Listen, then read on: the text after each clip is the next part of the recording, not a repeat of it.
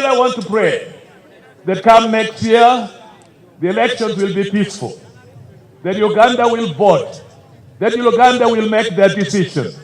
And God being our helper, it will happen.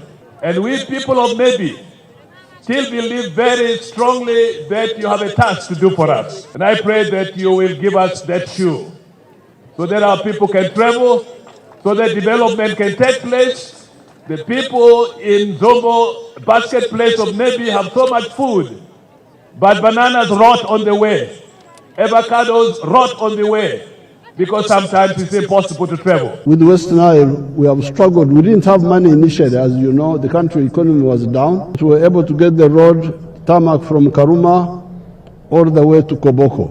So how can we do 300 kilometers and we fail to do 16 kilometers? That's reality. And we are going to insist on free education in the government schools in the coming term. Free education, no charges, not paying of school charges. Download the app on App Store or Google Play Store now. Vision Digital Experience, the future of media.